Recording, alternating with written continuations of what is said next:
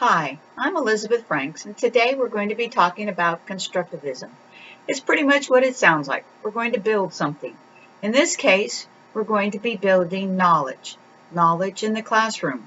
The theory says that people construct their own knowledge through experiences. It's nothing that you haven't already experienced your entire life. That is how we learn. So, what is it then? Well, learners experience something and then they reflect on it. When you reflect on it, it gives you an opportunity to process that new knowledge and be able to apply it. Learners make sense of whatever it is that they have been actively engaged in. If you can't make sense of what you've learned, then it doesn't really matter.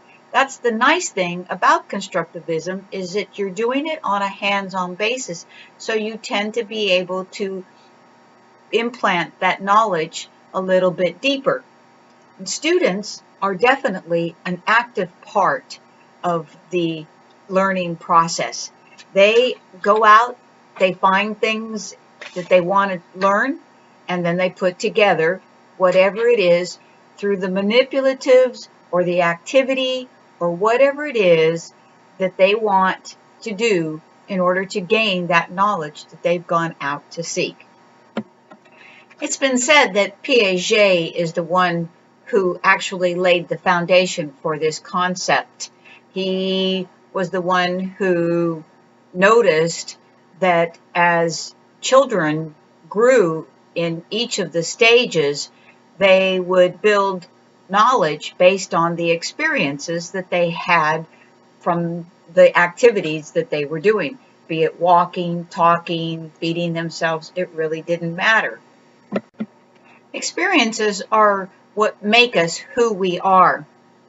As time went on, of course, the new perspectives of this constructivism grew, other elements of it were added in, and eventually computers were brought into the classroom. This is a very important step because always it had been just simply books, worksheets, always the way it had been done. But now, when computers were introduced into the classroom, that opened up a whole new world for a whole different type of experience. So what does a traditional classroom look like? Well, you have the expert, the teacher. The teacher goes and figures out whatever it is she wants to teach. She gathers up her content knowledge, and she then dispenses out that particular knowledge. She becomes the owner of this particular knowledge. She can give as much or as little as she chooses.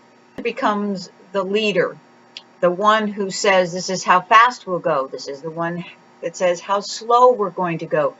Everything is determined by the teacher. On the other hand, in a constructivism-focused classroom, it's a whole lot different. The teacher becomes more of a facilitator or a coach. The teacher asks questions that provokes thoughts and curiosity.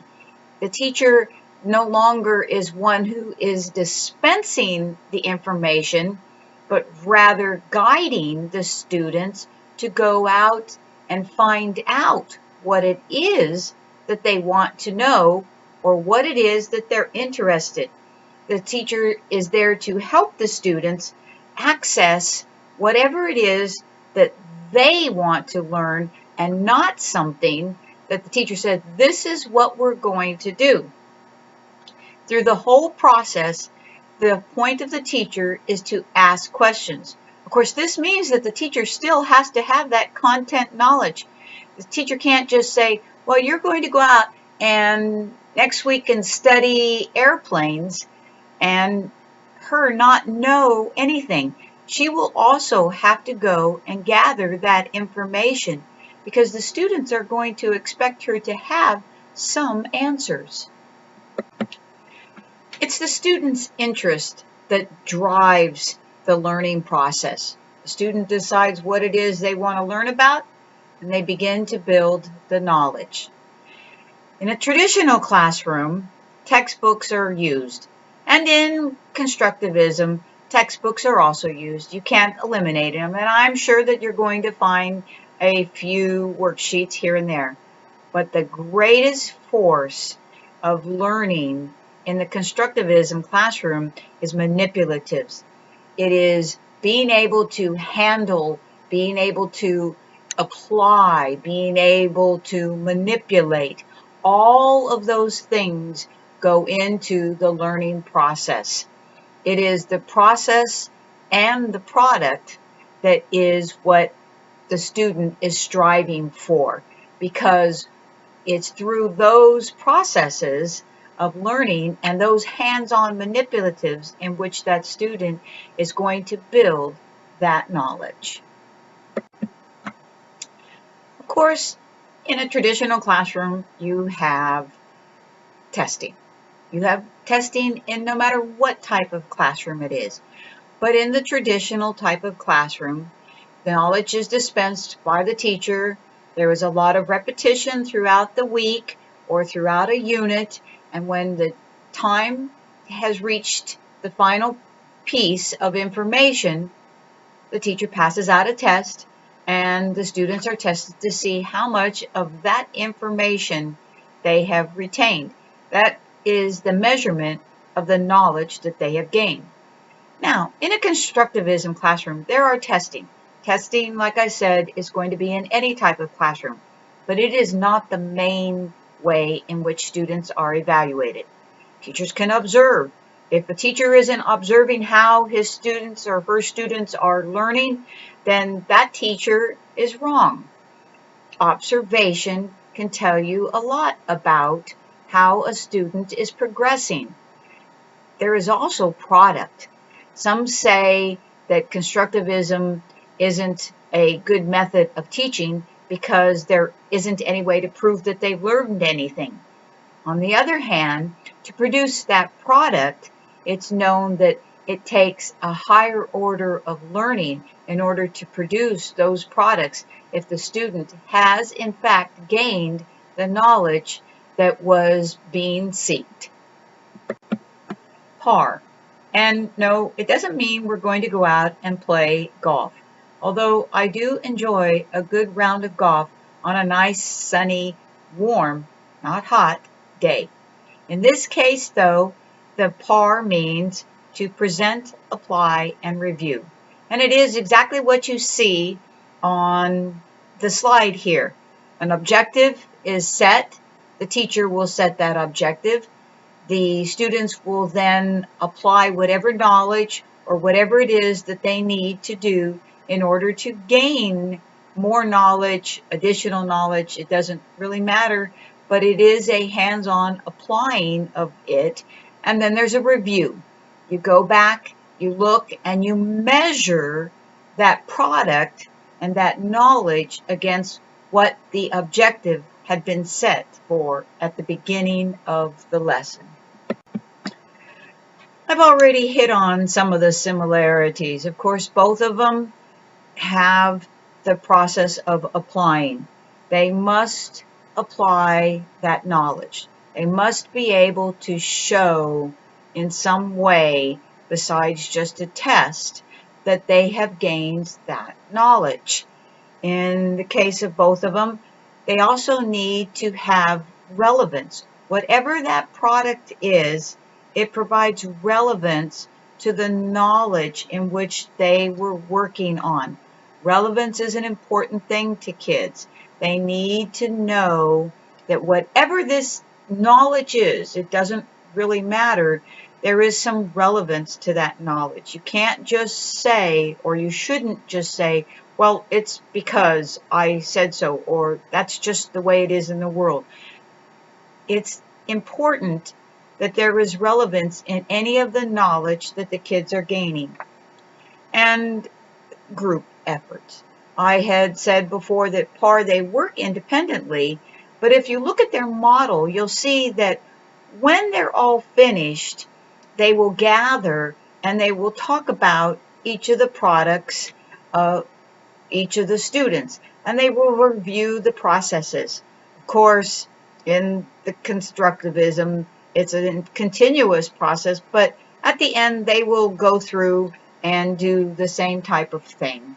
It's still, though, not quite the same where one works alone the whole time and a group work together the whole time, because what you get is a different type of outcome when you work in these two different types of strategy. But that's a different story.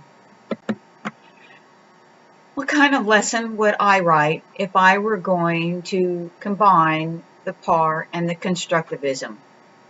If you look at my slide, if you've ever written a lesson plan, you recognize some of the elements or all of the elements.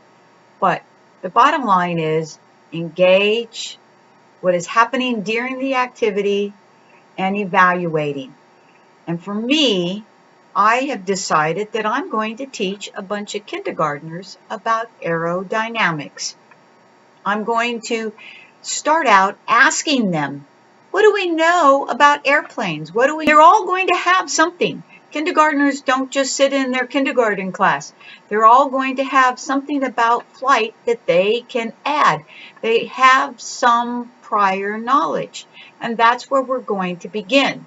We're going to learn that the most important things about flight when it comes to an airplane is how fast the air is traveling over and underneath the wings. They're going to learn that that airspeed is the determination of whether the plane is going up, continuously just flying straight across, or about ready to come down and land. This is all going to be part of that hands-on type of activity because we're going to build airplanes. We're going to start with simple airplanes. We're going to start with airplanes in which we fold really easy paper and the lines are already there, and the students are going to go out and they're going to try their airplanes, and they're going to write in their journals, their science journals, which ones flew and why they thought their particular airplane didn't fly, or why it is that they thought their airplane went further. And then we're going to go into the next step in which they determine how they're going to fold those airplanes, and they're going to test them and do the same thing and make some observations, because remember, they have learned prior to the building of it that when the air travels over the top of the airplane, it has to be the faster air if it's going to stay up in the sky. And so they'll start to put those things together, and as they continue to experiment with the airplanes, then we'll begin to build with some more stiff type of paper, construction paper, anything that has a little bit more weight, because that's going to be more of a challenge for them, and they're going to have to think through the process. And once we've gone through that, then we're going to take some balsa wood. That balsa wood to put an airplane together and test it and observe and make those observations in their science notebooks, and they're going to draw their conclusions. And when we're finished and we go to do the evaluate, we're going to sit and we're going to talk, and they're going to be able to explain or have drawn pictures in their science notebooks why it is some of their aircraft succeeded in flying and why some of their aircraft took a nosedive. We are taking the elements of both. We are taking the prior knowledge. We're using some of the traditional strategies, but we are allowing them to work in groups, although I didn't say that. We always work in groups when we're in kindergarten for science because they learn more. They challenge each other. And instead of me as the teacher saying, this time we're going to fold it this way, I'm allowing them, once I have shown them how to fold, I'm allowing them to make the decision how they're going to change it and how they're going to apply the changes in each of the different ways they fold it. Because each time they make an attempt to fly a whole new airplane, they are taking that knowledge that they have gained and they're building on greater knowledge.